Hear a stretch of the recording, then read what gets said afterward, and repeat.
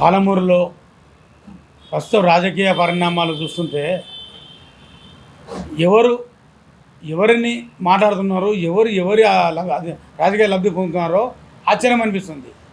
నిన్న ఒక కాంగ్రెస్ నాయకుడు మాట్లాడుతూ ఒక బండి మల్లేష్ అనే ఒక బీసీ పైన అక్రమ కేసు అయితే పోలీస్ స్టేషన్లో మేము మాట్లాడిన దానికి కౌంటర్ ఇస్తూ వాడికి సంబంధం లేని వాళ్ళు అనే మాట మాట్లాడాడు. వాడికి సంబంధం లేని వాళ్ళం మేము కాదు, కాంగ్రెస్ పార్టీని బతికించిన వాళ్ళం మేము. కాంగ్రెస్ పార్టీ సీనియర్ కార్యకర్త రాఘవేంద్రరాజు గారి మీద మంత్రి అటాక్ చేసినప్పుడు ఎన్నిసార్లు చేసినా కూడా మేమే అతని వెనుక ఉండి దాన్ని ఆయనకు సపోర్ట్ చేసుకుంటూ పోలీసులు తిరిగి కానీ తిరిగి కానీ ఆయనకు అన్ని విధాలు మేము ఒక కాంగ్రెస్ కార్యకర్త కూడా ఒక కాంగ్రెస్ లీడర్ కూడా రాలేదు ఆ కాలంలో. శ్రీనివాస్ గౌడ్కు భయపడి తర్వాత ఇంకొకసారి చెరువు కట్ట నీళ్లు మొత్తం ముంపు ప్రాంతాల మొత్తం కూడా మేమే తిరిగినాము అపోయిట్గా. ఏ కాంగ్రెస్ పార్టీ కంటే ఎవరు కూడా వచ్చి సేవ చేయలేదు. అదేవిధంగా ఇప్పుడు ఎవరైతే మాట్లాడిన వ్యక్తి అయితే ఉన్నాడో కాంగ్రెస్ కార్యకర్త అతన్ని డబుల్ బెడ్రూమ్ అక్రమ కేసు డబుల్ బెడ్రూమ్ డబ్బులు తీసుకున్నామని చెప్పేసి ఆ కేసు పెట్టినప్పుడు నేను రూరల్ పోలీసానికి వెళ్ళి నేను ఇప్పుడు మన్నెకొండ బోర్డు చైర్మన్ వాళ్ళ తమ్ముడిని కూడా బట్టలిపి కొడుతుంటే కూడా నేనే వెళ్ళి కేసు చేసి బయటకు పంపడతారు, ఎందుకు అది కేసు ఎంక్వైరీ చేయండి కానీ ఎందుకు కొట్టొద్దని చెప్పింది. నేను ఇదే మాటనే పంపించిన ఆ రోజు గుర్తు రాలేదు. ఎందుకు మొన్న ఎలక్షన్ రేపానంగా కూడా రాజేంద్ర రెడ్డి గారి మీద అటాక్ చేసినప్పుడు కూడా మళ్ళీ మేమే వచ్చినాం. మేము పార్టీ కాదు కదా, ఎందుకు పిలవాలప్పుడు మమ్మల్ని? మేము వెంబడి ఉండి ఎన్ఎం శ్రీనివాస్ రెడ్డి గారి మీద గౌరవంతో ఆయన నీతి నిజాయితీ కలిగిన వ్యక్తి కాబట్టి మేము సపోర్ట్ చేసి గెలిపించుకున్నాం. అతనికి చెడ్డ పేరు కానీ చెడ్డగా ప్రవర్తించిన చాలామంది కుట్ర జరుగుతున్నారు. ఎవరైతే ఇప్పుడు మాట్లాడిన వ్యక్తి ఇంకో కాంగ్రెస్ నాయకుడు ఇద్దరు వెళ్ళి పద్మావతి కాలనీలో ఎలక్షన్ 4 రోజుల ముందల ఎన్ఎం శ్రీనివాస్ రెడ్డి గారిని ఓడగొట్టడానికి మాజీ మంత్రి శ్రీనివాస్ గౌడ్ వాళ్ళ దగ్గర అమౌంట్ తీసుకున్నారు డబ్బులు. ఆ వీడియో కూడా మా దగ్గర ఉన్నాయి. ఇదే మాట్లాడిన వ్యక్తి డబుల్ బెడ్రూమ్లో అక్రమంగా అమ్ముకుంటా అని చెప్పేసి డబ్బులు తీసుకొని తర్వాత హెల్త్ కేర్లో కూడా లేడీస్ని పెట్టించని చెప్పేసి వాళ్ళ దగ్గర డబ్బులు తీసుకున్నా అని చెప్పి అట్లా 30 పైనగా బాధ్యతలు ఉన్నారు మీకు నీ మీద కంప్లైంట్ చేయడానికి. ఒకవేళ నువ్వు అట్లా చర్చకు వస్తుంటారా తెలంగాణ చదువుతారు రా, కూర్చొని మాట్లాడదాం, నీదేందో న్యాయంగా చూపిస్తాం. ఇది డాక్యుమెంటరీ ఎవిడెన్స్ మేము చూపించేది, మామూలు ఎవిడెన్స్ కాదు. నేను పార్టికల్ సస్పెండ్ చేస్తే వేం నరేంద్ర రెడ్డి తోటి అదే రాజేంద్రరాజుని పంపించి నీ కాళ్ళు మొక్కి నువ్వు మళ్ళీ వాళ్ళే చేయనన్నాడు. మేము చేయగానికే కాదు, మా ఊహాలు మాకు ఉంటాయి. ఎమ్మెల్యే గారికి మాకు తెలుసు ఆ ఊహాలు ఏంటివో. అతను నా దగ్గరికి వచ్చారు, షాపులు ఇక్కడ కూర్చొని మాట్లాడినప్పుడు మా ఊహాలు మీకు ఇప్పుడు వద్దానా అవసరం కలదా అని చెప్పారు. మేము పార్లమెంట్ ఎలక్షన్లో ఎమ్మెల్యే గెలుచుకున్నాం, పార్లమెంట్లో కాంగ్రెస్ గెలిపాలని ఆలోచనలో మేము ఉన్నాము. ఏ టైంలో కండవ కప్పుకునేది మాకు తెలుసు. రేవంత్ రెడ్డి గారితో కండవ కప్పుకునే కెపాసిటీ మాది. ఎందుకంటే రేవంత్ రెడ్డి గారు మాకేం కొత్త కాదు, మాకు పాతకెళ్ళి కూడా మాకు మంచి ఇదే. కాబట్టి రేవంత్ రెడ్డి గారు కానీ ఎన్ఎం శ్రీనివాస్ రెడ్డి గారని చెడు వేసు పోదు బయటికి, దానికి మేము కొట్లాడుతున్నాం.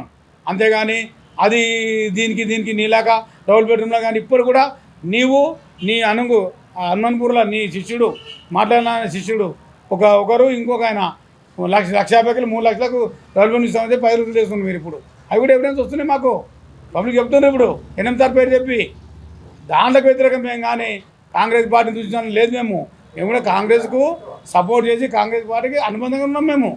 కానీ కాంగ్రెస్ పార్టీ కలవడానికి కొన్ని పార్లమెంట్ ఎలక్షన్లో మా ఓటు బ్యాంక్ చాలా కావాలి. మేము ముదిరాలం చాలామంది ఉన్నాం. మీరు మన్నెకొండ దేవస్థానం గురించి మాట్లాడరు. మన్నెకొండ దేవస్థానంలో ఎవరికి ఇచ్చారండి? ఒక ఆయన 5 మంది టీఆర్ఎస్ వచ్చిన వాళ్ళకి ఇచ్చిండ్రు. మీతో లేరా? కోటూరు గ్రామంలో మా ముదిరాజు లేరా? 62,000 ఓట్లు మేము ఉండి మేము ముదిరాజ్ టికెట్ సాక్రిఫైస్ చేసి మేము సపోర్ట్ చేసినాం. మా ముదిరాజ్ హక్కులు మాకు ఇవ్వాలి, మా ఓట మాకు ఇవ్వాలి. మీరు ఎవరికో ఇస్తామంటే లేతుంది. మా ఓట మాకు ఇవ్వడానికి ఎవరికైనా ఇచ్చుకో, మాకు సంబంధం లేదు. పాలక సంబంధం నువ్వు పాలక సంబంధం ఏం బిగినావు చెప్పు, నువ్వేం బిగినావు చెప్పు.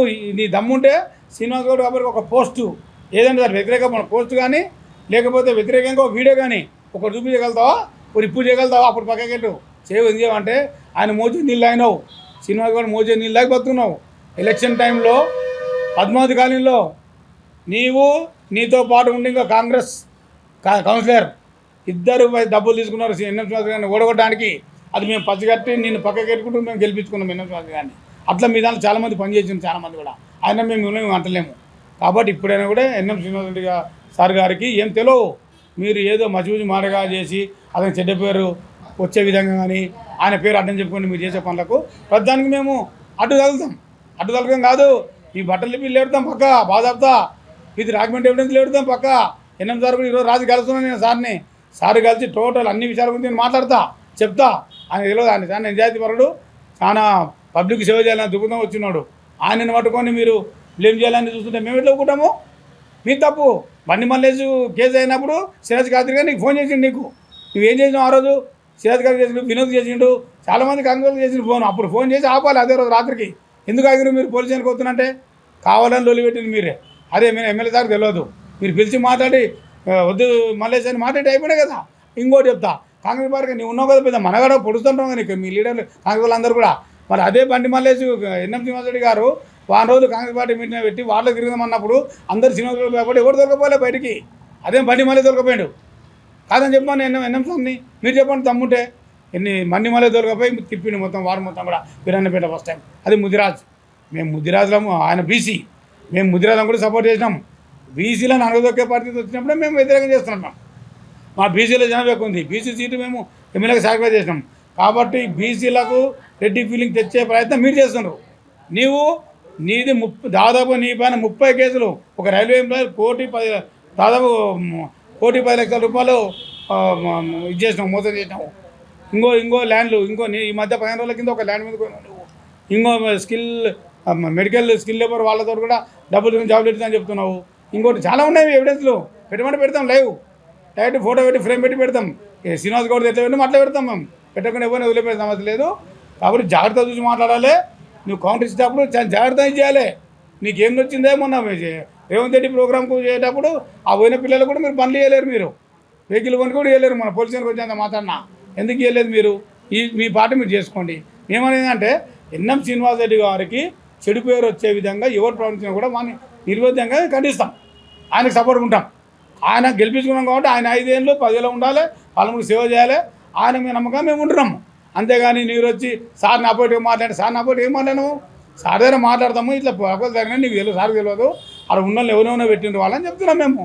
ఎందుకు చెప్పాము? కాబట్టి ఇప్పుడైనా సరే కాంగ్రెస్ కార్యకర్తలు కానీ కాంగ్రెస్ లీడర్లు కానీ రేపు పార్లమెంట్ ఎలక్షన్లో ఎట్లా సీటు గెలవాలని ఆలోచన మేమున్నాము.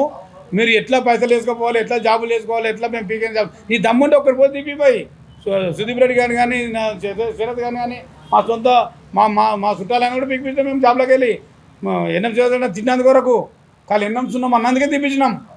మేము బండ్లోకి వెళ్ళి వాళ్ళ పాటు ఎంత తీపిస్తున్నాను నేను. వాడు ఎన్ఎం సున్నాం పెట్టిన వాడు అని తీపిస్తున్నాను. నాకేం మారుతు మా ముదిరాజే వాడు ఉండాలని అనుకుంటా. కానీ అట్లా అనుకుని నేను ఎన్ఎం శ్రీనివాసరెడ్డి గారిని ఎవరైతే వ్యతిరేకిస్తారో వాళ్ళు మేము ఖచ్చితంగా వ్యతిరేకిస్తాము, ఖచ్చితంగా ఇచ్చేస్తాము. కాబట్టి మీరు మాట్లాడేటప్పుడు చాలా జాగ్రత్తగా మాట్లాడండి. లేకపోతే మీ బట్టలు ఇప్పి లేకపోతే మాకు రెడీ ఉన్నాయి ప్రతి ఒక్కరి జాతకాలు మాతో ఉన్నాయి, మొత్తం గుప్పిట్లో ఉన్నాయి మాతోటి. చేనికే కాదు, నీవు నీ దొరకం 10 కాదు ఎంత అమౌంట్ ఇచ్చుకొని మీకు ఇచ్చిన అమౌంట్ ఇచ్చిన వాళ్ళు ఎవరు, ఎంత అమౌంట్ ఇచ్చుకున్నారు, మీరు ఎలక్షన్లో ఎవరికి సపోర్ట్ చేసిండ్రు, ఎన్ఎం సార్ ఏమో తిరుగుకుంటే నువ్వు మీరు శ్రీనివాస్ గౌడ్కి సపోర్ట్ చేసిండ్రు, చేయలేదని చెప్తావు. చెప్పే దమ్ముందా నీకు? మేము అన్ని బట్టబాటు చేస్తాం A to Z. కాబట్టి చాలా జాగ్రత్తగా మాట్లాడండి, జాగ్రత్తగా ఉండండి. ఇప్పుడు కూడా మా హక్కు మేము మాట్లాడుతున్నాం, మా బీసీల హక్కులు మేము అడుగుతున్నాం. ప్రతి కంపెనీలో మాకు పదులు ఉండాలని అడుగుతాము. మేము ₹1 తీసుకోకుండా 10 పైసలు తీసుకోకుండా పనిచేస్తాం. మేము సొంత డబ్బులతోటి నీలాగా 100 లక్షలు ఇంత లక్షలు తీసుకొని పంచాయతీ తీసుకొని అసలు బ్రోకర్ మేము బ్రోకర్ పనులు మాకు అలవాటు ఉండవు, అవుట్ రైట్ ఉంటుంది మాతోటి. ఆ విషయం ఎన్ఎం సార్ తెలుసు, మాకు తెలుసు. నీ కూడా మాట్లాడడానికి కొన్ని మాట్లాడితే ఎన్ఎం సార్తో మాట్లాడతాం. ఈరోజు నైట్ కలుగుతుంది ఎన్ఎం సార్తో మాట్లాడతాం, అన్ని సమయంలో చెప్తాము. ఇలాంటి డబ్బులు దొంగలు ఎమ్మడి పోతామని చెప్తాం డైరెక్ట్గా. కాబట్టి పార్మూరు ప్రజలు ఎలాంటి ఇది లేదు. ఖచ్చితంగా కాంగ్రెస్ పార్టీ మనకు 5 సంవత్సరాలకు ఎన్ఎం గారు గెలిచారు. అతనికి మనం మద్దతుగా అందరం ఉన్నాం. మా ముదిరాలం ప్రత్యేకించి ఉన్నాం. మేము వెంకటేశ్వర లేడా, వెంకటేశ్వర అతను మాట్లాడా, మేము తప్పు మాట్లాడితే వెంకటేశ్వర మనగడవా నువ్వు? నీకు బెయిల్ ఇప్పించింది నేను కాదు, వెంకటేశ్వర గారు పోయి నేను వెంకటేశ్వర మావాడికి ఇప్పించాం బెయిల్. నీకు ఎవరు పెట్టుకున్నా సస్తుంటే మరి అటువంటిప్పుడు అసలు పనులు చేయకండి, చేయకుండా కరెక్ట్ చేయండి. మాట్లాడేటప్పుడు కాంగ్రెస్ పార్టీలు గారు రాపాలని చెప్పకు. నీ దమ్ముంటే మరి రోల్ పోలీసుగా ధర్నా చేసినాం. నువ్వు ఎన్ని కొనుక్కున్నావు ముందు వెళ్ళాలి. ఆ రోజు ఎవరిని రాజేంద్ర రెడ్డి ఇంటి మేరకు అయినప్పుడు ఎందుకు బయటకు రాలేకపోయినావు? శ్రీనివాస్ కూడా కూర్చో వచ్చా నీకు, మాకు ఉండదు. వాడు కాదు ఎవరైనా ఎదిరిస్తాం మేము. కాబట్టి మీరు మాట్లాడేటప్పుడు సిరాజ్ కాదు ఒక్కడే కాదు, ఎవరు మాట్లాడినా మన జాతకం మాతో ఉంది. కాబట్టి ఏం మాట్లాడినా చూసి మాట్లాడండి, చూసి కౌంటర్ చేయండి.